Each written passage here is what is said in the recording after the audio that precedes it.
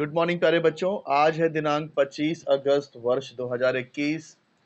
10th H2 maths 1 का second chapter वर्ग समीकरण हम लोग कर रहे थे और पिछले लेक्चर में हम लोगों ने प्रश्न संग्रह 2.1 देखा था और 2.1 में हम लोग ये 5 सवाल कर चुके हैं। 5 सवाल हम लोग कर चुके हैं 2.1 में। छठवां सवाल भी देखिए वैसा ही करना है, लेकिन ये कैसे है, एक्टिविटी टाइप में है। तो इसको तो हम लोग किताब में ही मैं आपको एक्सप्लेन कर दूंगा तो कर लोगे।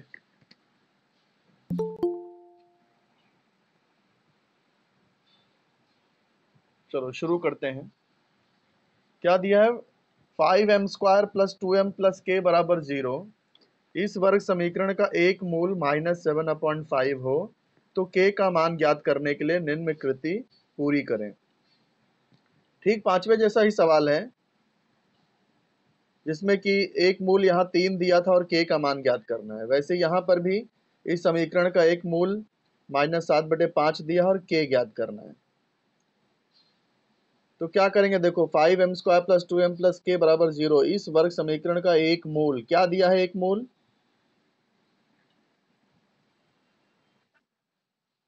-7/5 दिया, तो इस ब्रैकेट में, इस बॉक्स में क्या आ जाएगा? -7/5 आ जाएगा। हाँ, फिर देखो, जब इसका एक मूल -7/5 है तो m का मान हम लोग वही रखेंगे। सेम यहाँ पर भी वही आएगा, -7/5 उपरोक्त समीकरण में रखने पर। उपरोक्त यानी ऊपर वाले समीकरण में हम लोग m के जगह पे -7/5 रखेंगे। इस बॉक्स में भी -7/5 आएगा। हाँ, अब आगे चलते हैं।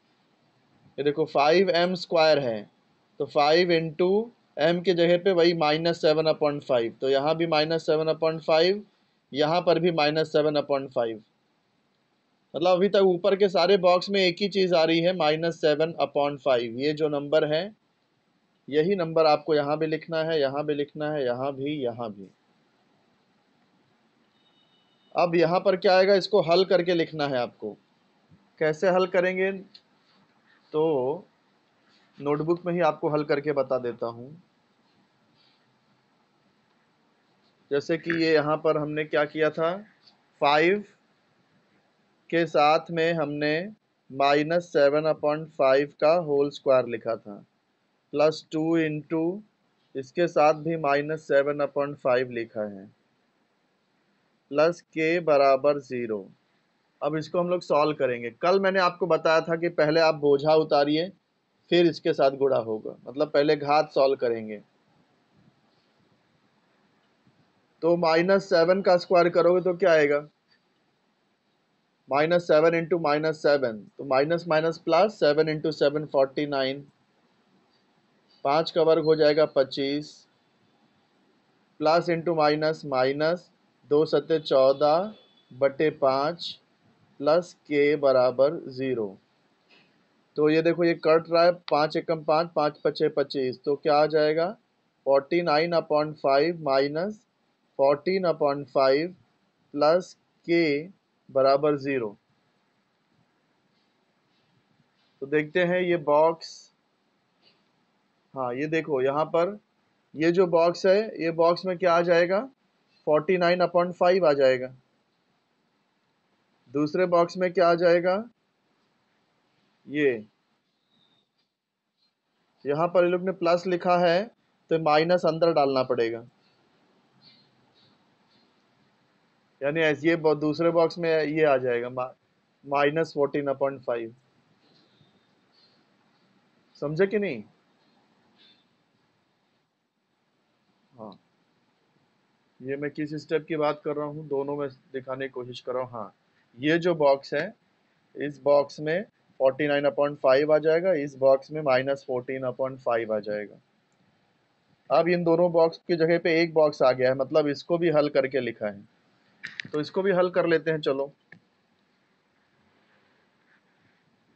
ये देखो ये क्या है, 49/5 और ये plus minus minus 14/5 plus k = 0। इसको सॉल्व करेंगे तो ये आ जाएगा 49 माइनस 14/5 प्लस के बराबर 0। तो 9 माइनस 4 करेंगे 5, 4 माइनस 1 करेंगे 3, 35/5 प्लस के बराबर 0। यहाँ पे कट रहा है 5 सत्ते 35, तो यहाँ आ रहा है 7 प्लस के बराबर 0। तो ये जो बॉक्स था यहाँ यहाँ पर 7 आ जाएगा, इस बॉक्स में आ जाएगा 7। फिर आगे क्या दिया है, के बराबर डैश, तो ये 7 को राइट साइड में ले लो तो के बराबर, ये आ जाएगा -7। तो इस बॉक्स में आ जाएगा आपका -7। हाँ, सारे बॉक्स यहाँ पर भर गए। तो भले बॉक्स दिया हो बेटा, बॉक्स वाले सवाल में भी आपको हल करके ही आंसर मिलेगा, तो इसलिए हल करने तो आपको आना चाहिए। तो यहाँ पर आपका 2.1 खत्म होता है। अब 2.2 शुरू करते हैं। 2.2 देखो बहुत इजी है, ये आप लोग 8th में भी कर चुके हो, 9th में भी इस तरह के सवाल कर चुके हो। तो देखो किस तरह के सवाल है, देखो नीचे दिए गए बहुपदों के गुणनखंड ज्ञात करो। गुणनखंड ज्ञात करने हैं। तो गुणनखंड आपने पढ़ चुका हो, आप लोग 9th में भी पढ़े हो, 8वीं में भी पढ़े हो। कैसे किया जाता है, देखे जैसे यहाँ एक्स स्क्वायर है -4x-5, ये एक वर्ग समीकरण है क्योंकि यहाँ वर्ग है। अब इसका गुणनखंड कैसे करते हैं, सबसे पहले तो एक्स स्क्वायर के पीछे जो नंबर होता है उसका हम लोग लास्ट में गुणा करते हैं, तो 1 इंटू -5, -5 ही आएगा। फिर इसका दो गुणनखंड निकालेंगे। ये गुणनखंड कैसे होना चाहिए, माइनस करने पे 4 आना चाहिए। तो कैसे करेंगे, 5 एकम 5, 5 और 1 को माइनस करने पे 4 आता है ना। हाँ, तो इसलिए 5 और 1 ऐसे दो गुणनखंड लिए। अगले स्टेप में क्या करना है, एक्स स्क्वायर लेना है, ये माइनस आपको वैसे ही लेना है। ये 5 है तो ये 5x आ जाएगा, माइनस माइनस प्लस हो जाएगा। ये 1 है तो 1x लिखना है, लास्ट में -5 वैसे लिखना है। आपको आ रहा होगा, किया है आपने ऐसा पहले। किया है, यस। अब देखो इन दोनों में हमें x कॉमन है, x कॉमन है तो इधर क्या बच जाएगा बोलो, x-5 आ जाएगा। Very good. यहाँ पर +1 कॉमन है तो इधर क्या बचेगा, x-5। फिर x-5 दोनों जगह आ रहा है तो x-5 भी कॉमन आ जाएगा। तो इस ब्रैकेट में x-5, दूसरे ब्रैकेट में x+1। तो ये एक्टिविटी करना है बेटा आपको। चलो ये आगे बढ़ते हैं। हाँ, इसको कैसे करोगे, इसको आपको कॉमन लेना है, कॉमन। क्या कॉमन है दोनों में, m कॉमन है। m कॉमन लोगे तो ब्रैकेट में क्या बचेगा, 2m² में से m कॉमन ले लिया तो क्या आएगा, 2m बच जाएगा, -5 आ जाएगा। Yes, very good. तो आपको लिखना है m, फिर ब्रैकेट में 2m-5। सॉल्व करने की जरूरत है या आप लोग समझ रहे हो। हाँ, इसलिए मैं सॉल्व नहीं कर रहा हूँ, ऐसे ही समझा दे रहा हूँ। फिर देखो ये तीसरा टाइप है, 3 टाइप का यहाँ पे दिया है। एक तो तीनों पद है यहाँ पर कैसा है, पहला और दूसरा पद खाली दिया है। और यहाँ पर कैसा है, पहला और तीसरा पद। पहला पद स्क्वायर वाला होता है ना, तीसरा पद ये अचरांक वाला होता है, सिर्फ नंबर। पहला और तीसरा पद टाइप का है ये। तो 3 टाइप के सवाल हो सकते हैं गुणनखंड में। तो ये टाइप कैसे करते हैं, a का स्क्वायर वैसे ही लिखा, 25 को 5 का स्क्वायर लिख दिया। फिर देखो ये सूत्र लग जाएगा यहाँ, a² - b² क्या होता है, a - b a+b होता है ना, वही यहाँ सूत्र लगेगा। तो एक ब्रैकेट में क्या आएगा, a-5 आ जाएगा, दूसरे ब्रैकेट में a+5 आ जाएगा। समझे कि नहीं समझे।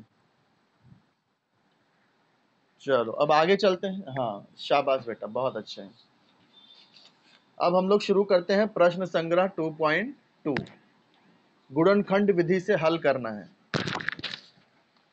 अब ये पहली बार हम लोग कर रहे हैं हल करना। अभी तक क्या होता था देखो, 2.1 में हम लोग क्या देखते थे, 2.1 में हम लोग देखते थे कि ये जो दिया गया मान है वो हल है कि नहीं। फिर देखते थे कि यदि ये x बराबर 3 यदि इसका हल है तो k का मान ज्ञात करो। अभी तक हम लोग ने हल कैसे ज्ञात करते हैं वो नहीं सीखा है। वर्ग समीकरण का हल कैसे ज्ञात किया जाता है ये अभी तक हम नहीं सीखे हैं। अब हम लोग सीखने जा रहे हैं वर्ग समीकरण को गुणनखंड विधि से कैसे हल किया जाता है, तो हल कैसे ज्ञात करते हैं वो सीखेंगे। समझ रहे हो? हाँ, 2.2 नहीं है।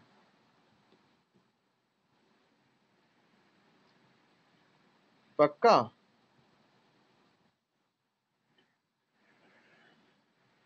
2.2 नहीं है। और कोई निशान लगाया है बेटा आप लोग ने? क्योंकि जहां तक मेरी जानकारी है 2.3 नहीं है, लेकिन 2.2 तो है।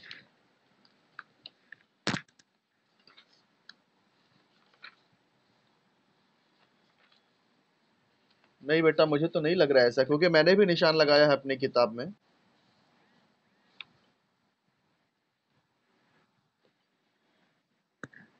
क्या बेटा?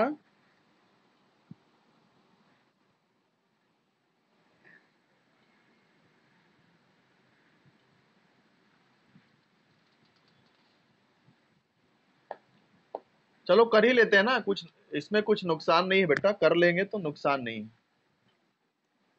अतिरिक्त जानकारी होना भी में कोई नुकसान नहीं है, लेकिन नहीं ठीक है ना बेटा? क्या बोल रही लड़की, समझ में नहीं आ रहा है। आवाज ब्रेक होके आ रही है बेटा आपकी।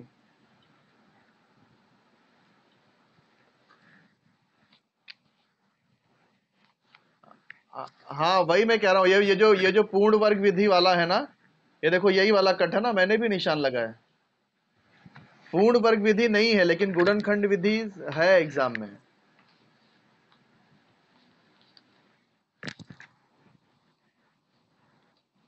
हाँ ये है एग्जाम में।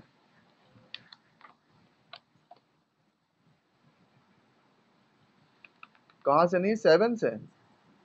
हाँ खाली 7वां सवाल ना, 7वां सवाल नहीं होगा।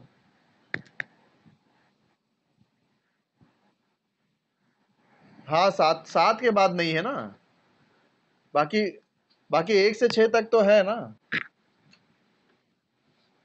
हाँ तो वही तो मैं कह रहा हूँ कि 2.2 है, खाली उसका कुछ पार्ट रिड्यूस्ड है। चलो देख लेते हैं, मैं आपको पीडीएफ के रूप में भेज देता हूँ एक, जिसमें जो जो रिड्यूस्ड हुआ है। आप यूट्यूब चैनल से देखते हो ना, मैं आपको पीडीएफ भेजता हूँ थोड़े ये लेक्चर खत्म होने के बाद में। हिंदी का अगर मिला तो भेजता हूँ, ठीक है? अभी तो फिलहाल है नहीं मेरे पास। 2.2 चालू करते हैं, प्रश्न संग्रह 2.2।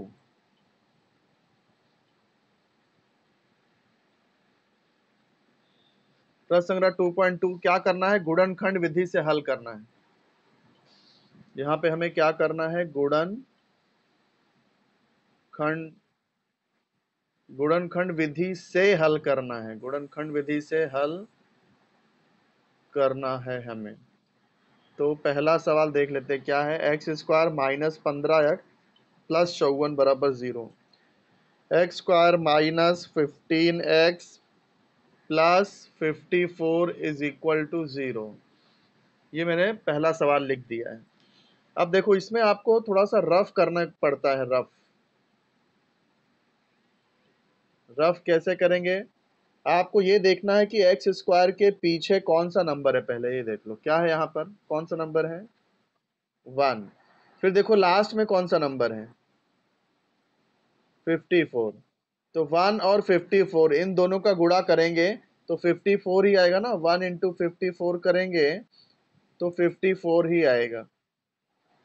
अब हमको इसका दो अब हमको इसका गुणनखंड करना है। तो गुणनखंड कैसे करेंगे, प्लस करने पे 15 आना चाहिए, प्लस करने पे 15 आना चाहिए। तो देखो आपको पता है 9 छक 54, 9 छक 54 होता है ना, और 9 और 6 को आप प्लस करोगे तो 15 आ जाएगा। तो आप कैसे करेंगे, देखो एक्स स्क्वायर वैसे ही लिखना है आपको, ये माइनस वैसे ही लिखना है। यहाँ पर 9 है तो 9x लिखो, फिर माइनस इंटू प्लस माइनस, ये 6 है तो 6x लिखेंगे, प्लस 54 बराबर 0, ऐसे लिख लिया। अब हम लोग कॉमन देखेंगे, इन दोनों में क्या कॉमन है, x कॉमन है, क्या बचेगा, x माइनस 9 बच जाएगा। यहाँ पे क्या कॉमन है, माइनस वैसे ही लिखेंगे। 6 कॉमन है, देखो 6, 6 नवा 54 होता ना, 6 9 जा 54, और यहाँ भी 6 है, इसमें भी 6 है, तो 6 बाहर आ जाएगा, इधर बचेगा x। जब आप माइनस कॉमन लेते हो तो ये साइन चेंज हो जाती है, माइनस कॉमन लिया तो प्लस भी माइनस हो जाएगा। फिर ये 54 है तो 6 9 जा 54 होता है, तो यहाँ 9 आ जाएगा, इज इक्वल टू 0। अब x माइनस 9 कॉमन है, क्या बचा, x माइनस 6 बराबर 0। अब हम लोग क्या लिखेंगे, x माइनस 9 0 होगा, या तो x माइनस 9 बराबर 0 होगा, या x माइनस 6 बराबर 0 होगा।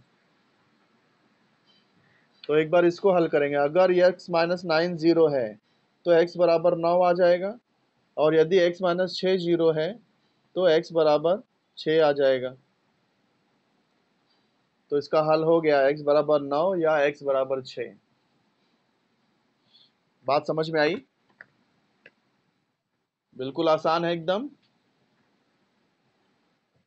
हाँ, अब चलिए बढ़ते हैं सेकंड सवाल पे, 2.2 का सेकंड सवाल पहले लिख लेते हैं।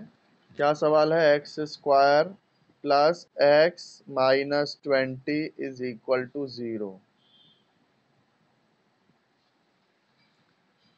तो पहले जैसा हम हमेशा रफ करते हैं, पहले एक्स स्क्वायर के पीछे नंबर है 1 और यहाँ पर नंबर है 20, तो 1 का 20 में गुणा करेंगे, 1 का 20 में गुणा करेंगे तो आ जाएगा 20। अब इसका गुणनखंड ज्ञात करो।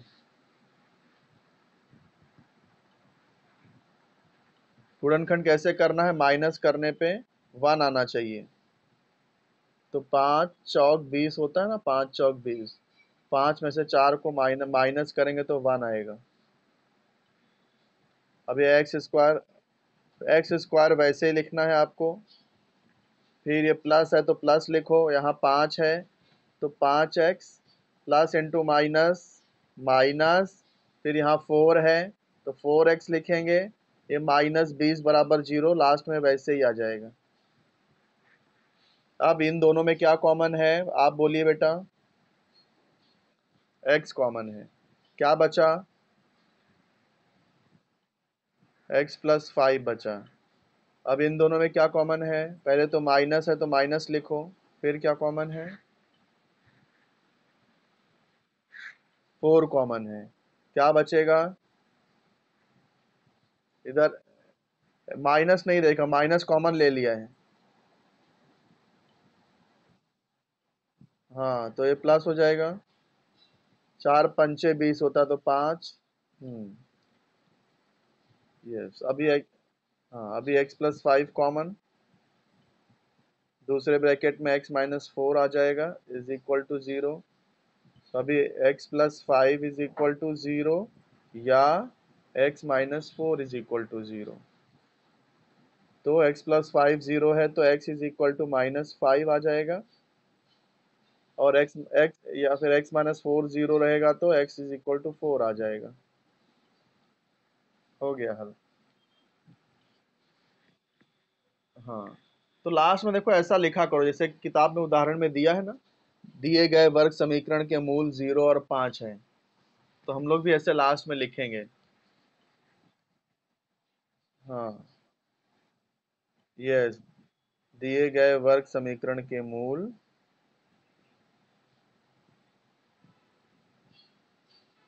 -5 और है ना, और 4 है, और 4 है।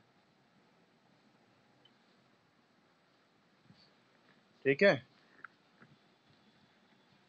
तो अब आगे चलते हैं। आ, तीसरा सवाल करते हैं। तीसरा सवाल क्या है? 2y² प्लस 27y प्लस 13 बराबर 0।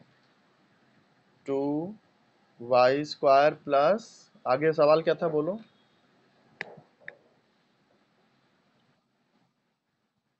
प्लस 27y प्लस 13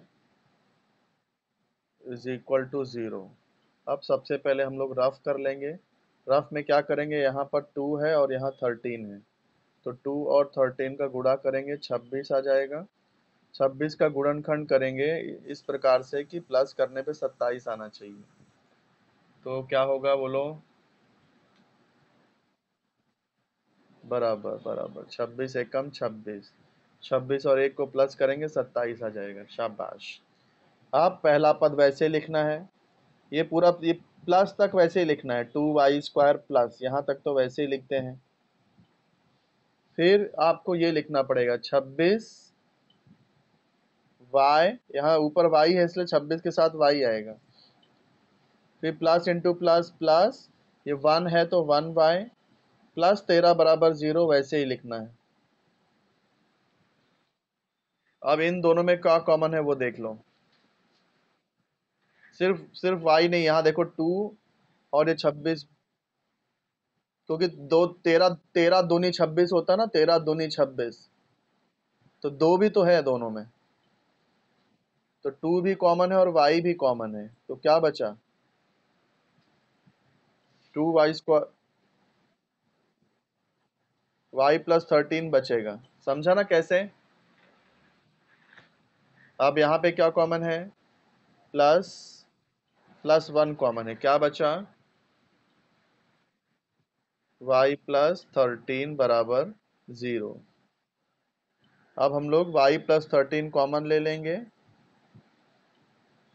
क्या बचेगा? 2y प्लस 1 बराबर 0। तो अब y प्लस 3 बराबर 0 होगा या 2y प्लस 1 बराबर 0 होगा। तो अगर y प्लस 13 0 है तो y is equal to minus 13 हो जाएगा। इसको हल करेंगे तो 2y बराबर -1, y बराबर -1/2। तो दिए गए वर्ग समीकरण के मूल, हाँ, इसलिए दिए गए वर्ग समीकरण के मूल -13 या -1/2 है। तो बेटा 8:56 हो गया, टाइम लगभग पूरा हो रहा है यहाँ पे, तो मुझे लेक्चर स्टॉप करना पड़ेगा, आपको अगले लेक्चर में भी जाना है। तो ये बताइए कितने लोग ज्वाइन हुए थे? 11 लोग। बहुत कम लोग जुड़ रहे हैं बेटा इतनी बड़ी क्लास में। सब लोग को जरा आप लोग मोटिवेट करिए, बाकी लोग को भी जुड़ने के लिए प्रेरित करिए थोड़ा। ठीक है, हाँ। तो ये होमवर्क आपका क्या रहेगा, ये 2.2 जो है पूरा कंप्लीट कर लेना। 3 सवाल मैंने बताया था, 3 सवाल आप, बचे हुए 3 सवाल आप खुद से कर लो। कर पाओगे? नहीं, मुझे लगता है मुश्किल होगी आप लोगों को। ठीक है, फिर एक, हाँ, अगर आता है तो ट्राई करना, आता है तो ट्राई करना, नहीं आएगा तो मैं समझाऊंगा आपको। ठीक है, यहीं पे लेक्चर स्टॉप कर रहा हूं मैं। अब एक एक करके लेफ्ट हो जाइए। बाय बेटा, बाय।